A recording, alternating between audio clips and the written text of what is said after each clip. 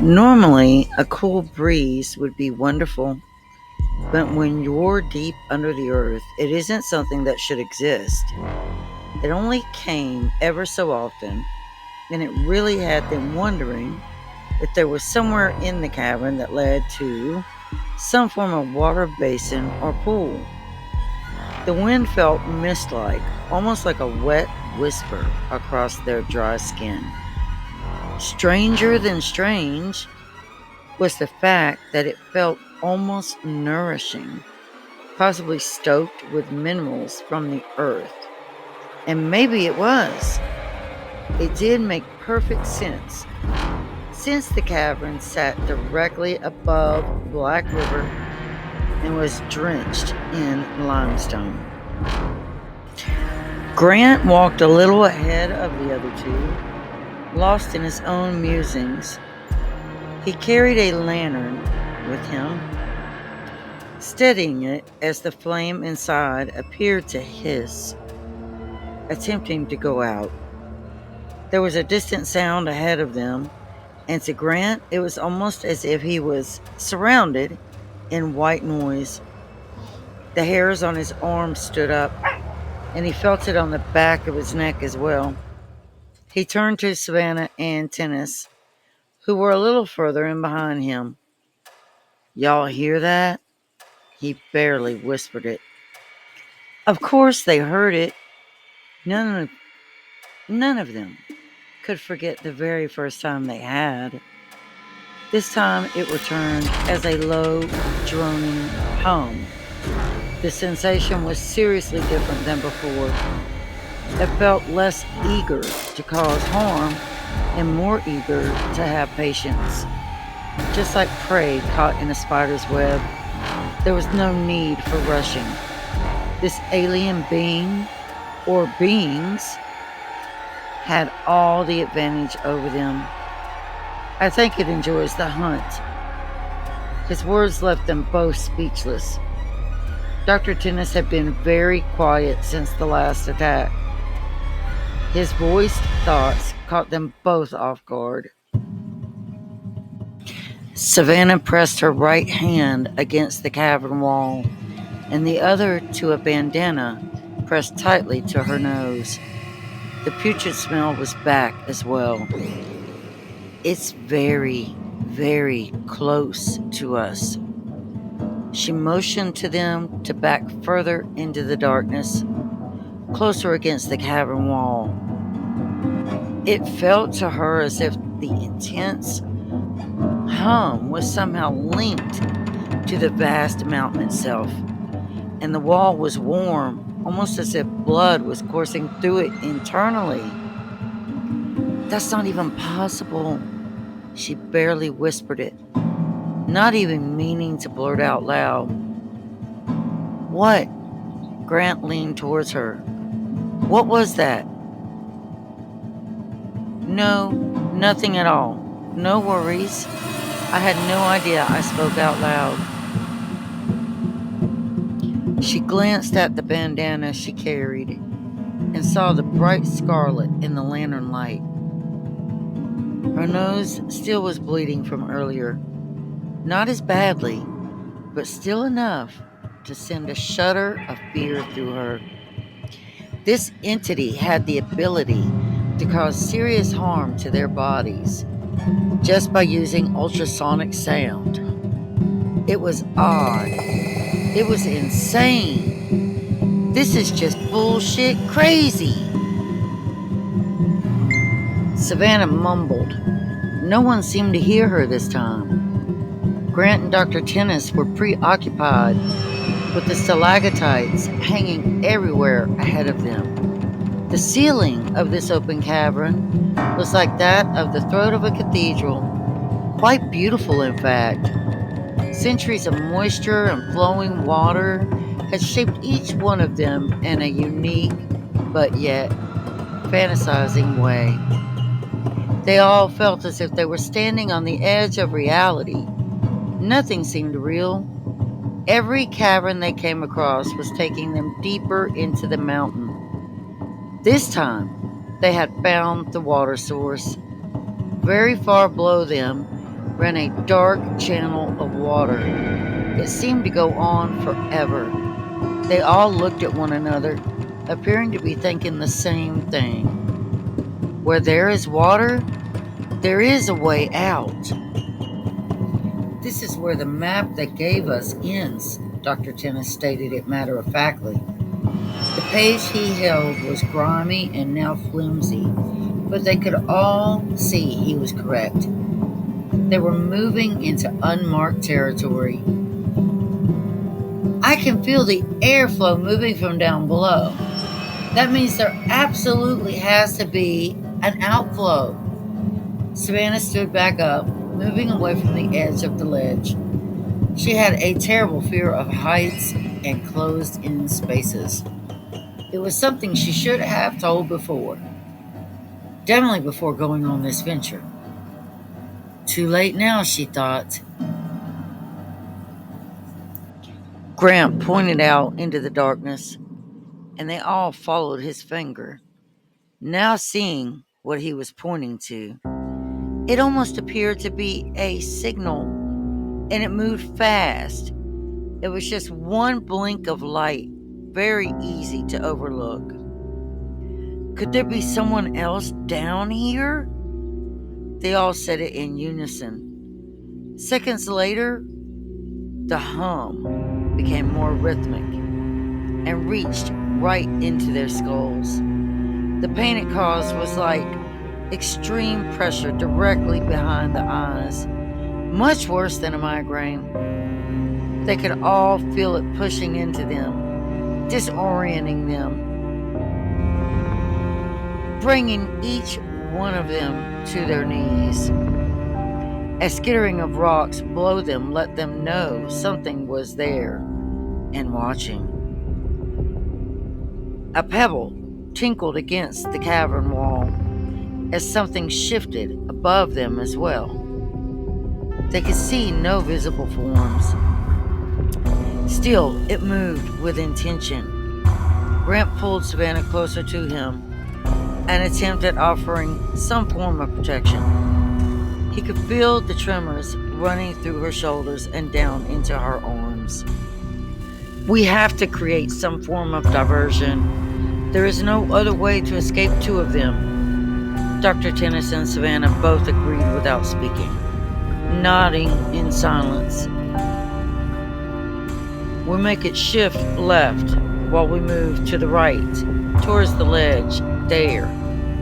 Grant pointed to where they had literally been standing, but off to the right, they now saw the wider ledge they'd somehow overlooked before.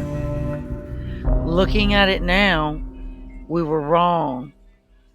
There have been people here before. If you look there, you can see the boot scrapes, and the markings where tethers have been. Savannah inched forward, careful to make no noise. Grant was right. Someone had been there, but how long ago was not discernible. Others had tried to escape before them. Savannah knew without a doubt they were lost. No rescue will ever come, she said, and if they do, it will never be in time to save any of us. Dr. Tennis clenched his jaw. He knew she was right. He sat his pack down at his feet, opening it rather slowly. Reaching in deeply, he pulled out one flare and some paracord. So, we have 2 anchors and 1 traverse. These will help us. Grant, I need you to take point, and I will take the line. Savannah, let's just get to it.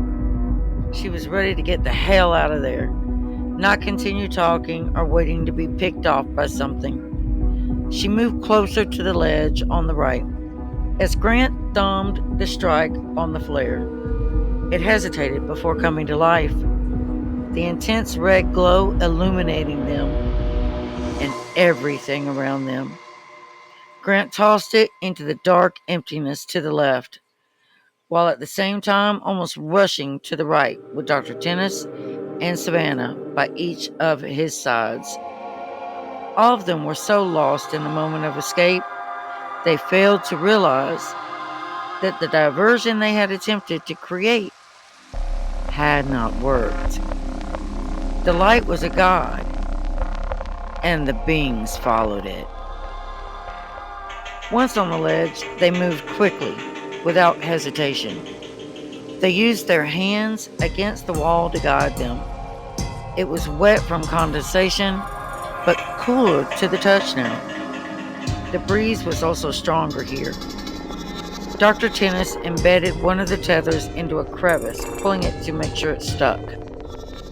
Grant clipped to a piton he found, realizing it had to have been there for a very long time. Savannah stepped in between them, keeping herself pressed tightly to the rock wall, still clutching onto her bandana. The humming began again, as if the mountain itself sensed what they were trying to do.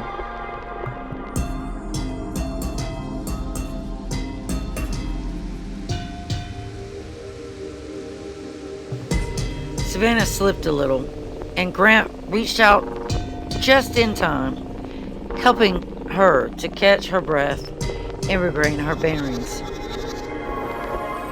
Her skull felt like it was being ripped open, and it was so very hard to concentrate. Try not to listen, Savannah. Try counting. Grant kept his hand at her elbow, terrified she might fall backwards again. The next time, he might not catch her. The ledge began to narrow out, seeming to grow smaller with each counted step. Grant had clipped Savannah to a short personal tether and attached that to a bomb-proof redundant anchor, just to ensure if she did slip again, she would not fall out of reach. They all were using climbing equipment for safety, but there was no doubt she needed more protection than the two of them. He had wished Dr. Tennis had packed a full-body fall arrest harness, but he had not. They had to make do with what they had. Grant glanced down at the river below them, churning and swelling as if enticing him to let go and just fall away. It was miles down, and there was no way anyone would survive if they did slip and fall. He looked out across the cavern, and it was then he saw the blinking of light again. It made him think of the mythology surrounding the sirens who used to lure sailors to their deaths. "You won't get me," he said through his clenched teeth. But, looking closer, he noticed the light seemed to be signaling like in Morse code. It was blinking slower this time as well. He decided it was best not to mention it to Savannah or Dr. Tennis. There was already enough to be stressed out about. Once again, Savannah lost her footing, fear and extreme fatigue beginning to take hold. The cord hooked to her harness snapped hard, lurching Grant sideways as she continued to fall backward. His shoulder hit the cavern wall hard, causing him to scream out in pain. He was glad he had decided to attach her to the carbine, as it held her weight and kept her from falling further. She dangled, though, her feet trying to find solid footing under her, while her eyes screamed out her terror to the both of them. Dr. Tennis hurriedly locked the line as Grant hauled her back up. Together, they got her back to the ledge. She pressed her chest against the now cold surface of the cavern face and took a shuddering breath. "We are almost at the next opening, Savannah. You can do this." Dr. Tennis motioned ahead of him to the opening crevice in the cave wall. It looked just a couple of feet away. She nodded to him as he patted her back, trying to give her some courage and comfort. The slit in the face was quite small, causing them to have to turn sideways. Grant pushed the lantern through first. He could feel the heat on the other side and smell sulfur and iron. One thing he did notice different, though, was the hum was not as distinct here.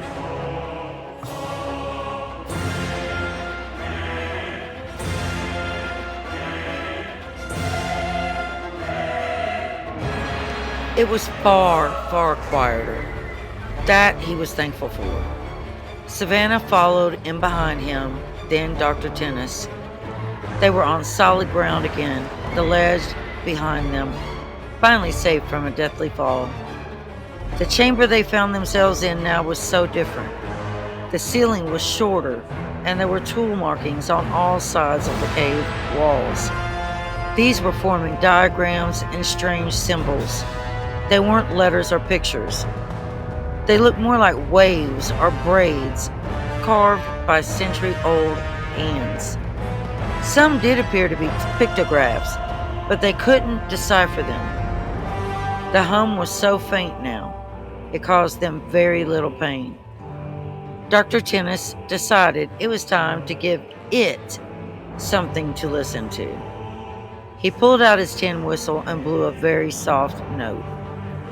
It felt as if the cavern answered him back. The lines in the cave wall appeared to glow in several places as he continued whistling. Savannah began to feel along the cave wall's surface, pressing gently into each lit symbol. She was hoping that it would somehow be a way to get through the next crevice to the opposite side, just like in a movie. The difference was they weren't in a movie. She sat back on her haunches thinking. Her nose had finally stopped bleeding, and her head pain had almost vanished. It is trying to learn about us. I really think it is. Savannah peered up at them like a disoriented child, but what she was